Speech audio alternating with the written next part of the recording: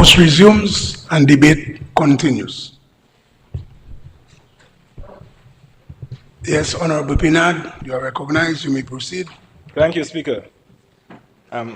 Mr. Speaker, I wanted to say a few words in response to the Honorable Senator Paris, but apparently he's not yet in. But I will still say so. Hopefully he can watch the tapes and he can get the assurances that we want to give him today there. Mr. Speaker, I want to thank Mr. Paris for acknowledging the importance of our CBI program in this country. The revenue generated from the CBI program is indispensable. We cannot, at this time, function effectively without the revenue coming in from the CBI program. And so, today, earlier on, you hear Mr. Paris acknowledge the importance of the CBI. I just wish that he would take it one step further and admonish anyone, anywhere, that looking to harm the CBI program, and do it in a very active and very open and transparent way, Mr. Speaker. We all know that Mr. Paris, until recently, was the deputy Senator Paris or Honorable Paris. Senator Paris was the deputy of the United Workers' Party, and the United Workers' Party has held a consistent campaign to try to destroy our CBI program. And all that time, we never hear Mr. Paris once stood up and say, okay, stop that. The country needs the CBI programs, and so instead of trying to destroy the program, we need to do all what we can do to help support it and help. If we have any ideas, let it be towards strengthening the program and not towards destroying it. I think all of us can recall looking at the Al Jazeera investigation video where we saw the very members of that same organization, that same party, trying to make traps that they themselves fell in, and they fell in very hard, Mr. Speaker. So we just want, people have to be consistent. If you know that the program is good, then you need to defend it in all spheres, Mr. Speaker. Mr. Speaker, we also want to acknowledge that Mr. Paris recognized the importance of the legislation being brought to Parliament here today. As Mr. Paris said, this is very important legislation that will go towards further strengthening and ensuring the longevity of the CBI program, Mr. Speaker. And he's right about that. He's very right about that. But Mr. Paris had some concerns, and we cannot fault him for having concerns. Senator Paris. With respect to the enforcement, the implementation and the enforcement of legislation. And from time to time, maybe we do not always get it perfect in terms of putting the implementation and the supporting structures for various legislations in place. If and when we recognize that, we will move to fix it and strengthen whatever systems we have. But I also want to assure Mr. Paris that it is Senator Paris, that it is very, very unlikely that this is the case here, because in 2023, we all recall that our Honorable Prime Minister went down to Trinidad and he met with the then U.S. Secretary of State, Blinken, where they discussed the CBI program, Mr. Speaker. And where at that meeting, they agreed on some measures that would be able to be implemented to further strengthen the program, Mr. Speaker. And some of that, for example, would include in-person interviews and the likes. And coming out of those agreements, there was the revised CBI SRO for 2024, which encapsulated the 6 measures that were agreed on to be implemented to strengthen the program. And the legislation we have before us here, Mr. Speaker, largely reflects the 2024 SRO that is already been implemented, already been practiced in Dominica, Mr. Speaker. Mr. Speaker, I cannot speak with authority on how the programs they run in St. Kitts, in Grenada, St. Lucia, Antigua, but I can say that in Dominica, we have very strong measures already in place. Most of the legislation that we are passing here this afternoon is already been implemented and is already in full practice in Dominica. So we do not need to concern ourselves too much with respect to the enforcement of the law, the bill, the act that is being passed here this afternoon, Mr. Speaker. And Mr. Speaker, the improvements we made in 2024 after conversations in 2023, these were not necessarily because our programming itself was risky or it was weak. We already had strong measures in place. We already have due diligence, enhanced due diligence taking place. Transparency of the program was there. When the Prime Minister revised the CBI program, that is when we started having the amounts that the government generated from the program being reflected on the budgets. As we have heard numerous times, before that, nobody knew what was coming in from the CBI program. One person apparently controlled a checkbook, and essentially that was a state secret in terms of what came in and how it was spent. So this government is the one who brought transparency to the CBI program. And under the current leadership, the CBI program has grown and it has become one of the strongest and most world-renowned CBI programs, Mr. Speaker. As we speak, the CBI is still ranked second among the Caribbean countries. Only St. Kitts and Nevis is currently ranked higher than it, Mr. Speaker. And so our program is already very strong. It's already very robust. It has high appeal. Generally, when you travel, most people will know of the CBI program, the Dominica CBI program, and so on.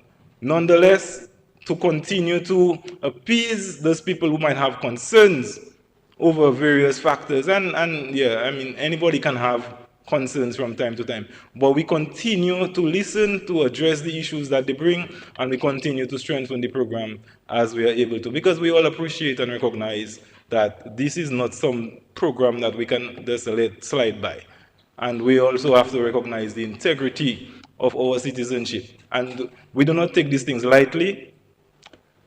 Honorable Henderson earlier mentioned one of the new things coming out of this legislation is the link to Dominica aspect of it.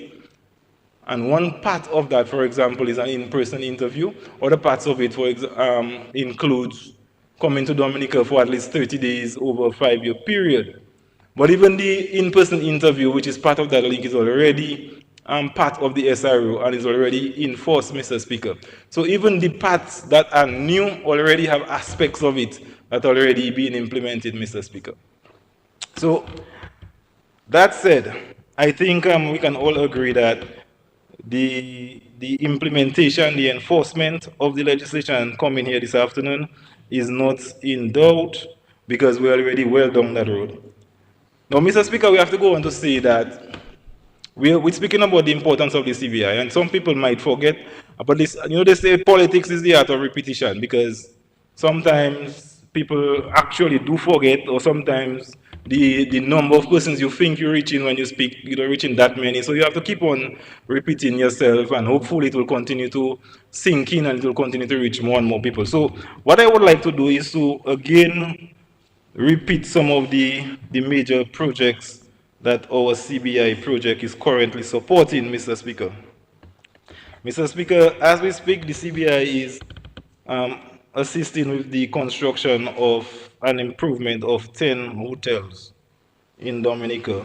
We have the Anichi Resorts and Spa, Jungle Bay, Grand Anse, Ocean Edge, Intercontinental, Range, Sanctuary, Rainforest and Eco Lodge, Secret Bay, and Tranquility Beach. Beyond the hotels, Mr. Speaker, we know that the CBI is continuing to assist with the construction of our housing program. The CBI is financing the construction of the marina. The CBI is financing the construction of the international airport. The CBI has put a lot of resources into geothermal. The geothermal has been a combination of different types of funding. We have grant, we have loan, we have CBI. The CBI has funded health centers. The CBI has funded hospitals. The CBI has funded schools. The CBI has funded the improvement of sporting facilities. It has funded the construction of roads across the country. It has supported our school children with passage grants, with uniforms, with textbooks, with school shoes. It has supported our college students with their tuition. It has importantly supported the financing of the National Employment Program. It has supported the funding of the non-contributors pension. It has supported the funding of the Yes We Care program. And Mr. Speaker, that is just what I was able to jot down there while listening to my colleagues speak on this legislation. What we have to ask ourselves is, what more would the CBI have to do to convince every single Dominican that they need to stand up and fight tooth and nail to defend and to support this program?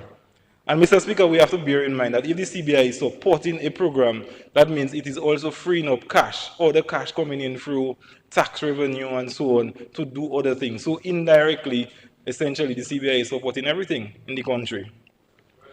What we need to now start to look at, Mr. Speaker, is, for example, with the construction of the international airport, at this time, can we say that we are ready as a country for the international airport?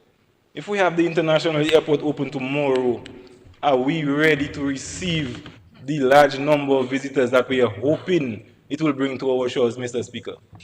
And I think if we have to be honest with ourselves, we have to say we are not yet ready. And so this is what we need to start occupying ourselves with, Mr. Speaker. We need to start to get our people trained. Hospitality. When people, especially money people, come to your country, they expect a certain level of service, a certain quality, Mr. Speaker, that in all honesty, we cannot say that we are there yet. When we're looking at our culinary, our cooking, the restaurants, the quality of the restaurants, Mr. Speaker, we cannot say that we are there yet.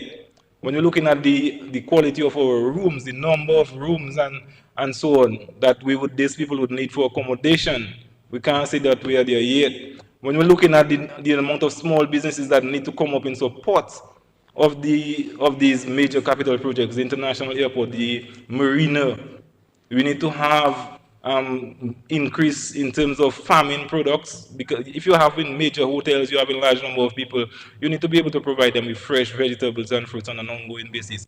Are we able to do that today? And I think if we are again honest, we have to say we are not yet there yet.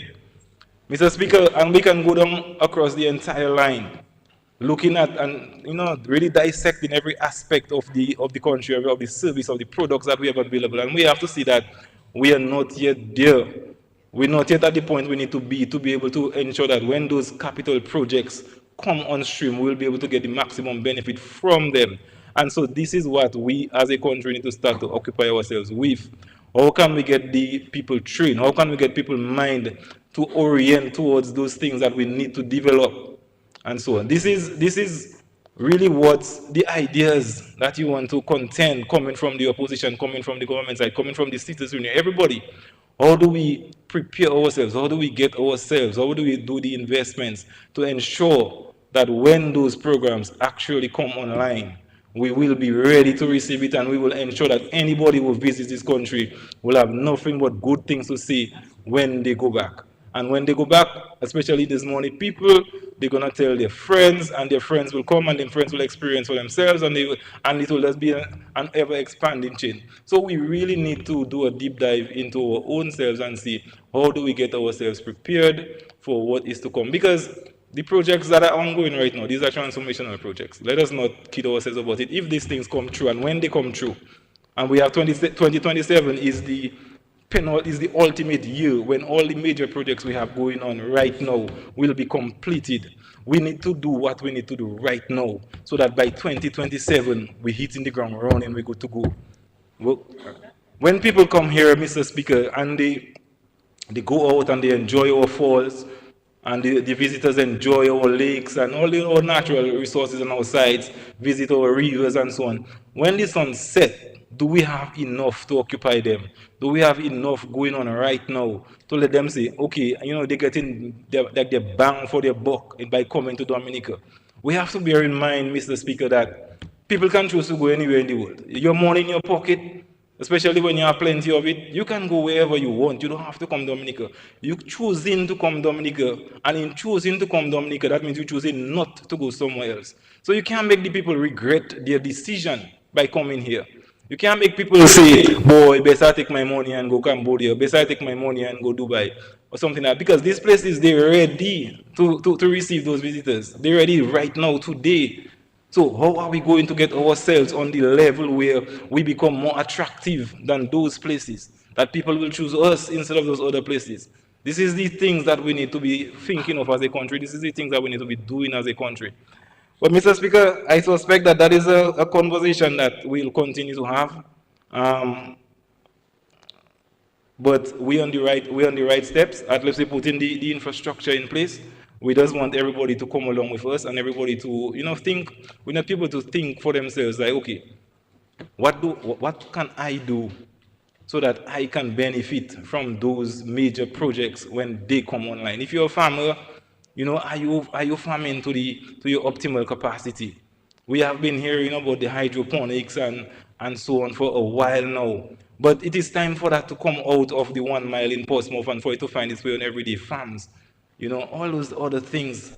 Like we need to move, Mr. Speaker. It's the time for talking, the time for discussing that has to wrap up. The time running out on us. We 2025 finish. So in 2026.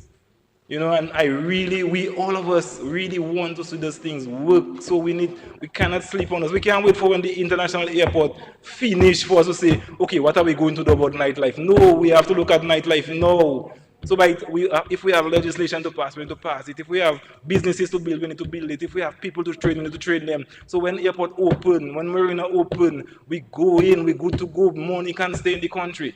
We don't want our first set of people coming in Dominica to check like, boy, I should have taken my 2 weeks and go somewhere. So I should take my 2 days and go somewhere. So whatever the case is, let us start to put our mind towards that aspect of things instead, Mr. Speaker. Mr. Speaker, the legislation coming before us today, as we said already, that is 95% already implemented, and I just want to give my full support to the bill that is being here today. And thank you for your attention.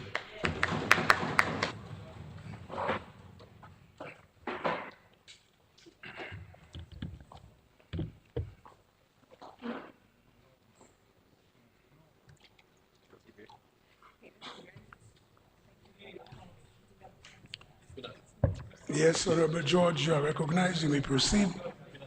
Thank you, Mr. Speaker.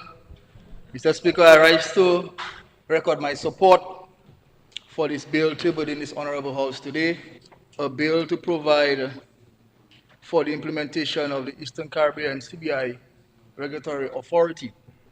Mr. Speaker, it's no secret that the CBI program has been a very important form of non-tax revenue for our country and for our neighboring countries for that matter. And I refer to Antigua and Barbuda, Grenada, St. Kitts, and St. Lucia, who all also operate CBI programs. And our program has been doing very well, Mr. Speaker. A matter of fact, we have received many accolades on the global market for a number of years, Mr. Speaker, and the program continues to grow exponentially, Mr. Speaker. And as mentioned earlier, Mr. Speaker, if the program is growing, it's important that we put measures in place to safeguard the existence of the program and, of course, to remain consistent with international best practice. But I can say, without fear of any contradiction, Mr. Speaker, that there has been tremendous political will for first using the program to benefit Dominicans and also to ensure the program is improved over time, Mr. Speaker. And we heard it earlier from the Honorable Prime Minister about 10 years ago. He indicated that some efforts were made in trying to ensure that we can have some sort of harmonized framework to seek to protect the program, Mr. Speaker. And I want to put on record my commendations to the Prime Minister for the way in which he have been able to use the program to touch every Dominican in every sphere, Mr. Speaker. And that has been a remarkable feat by our Prime Minister, Mr. Speaker. And I think it's always important to document the tremendous benefits from the CBI program.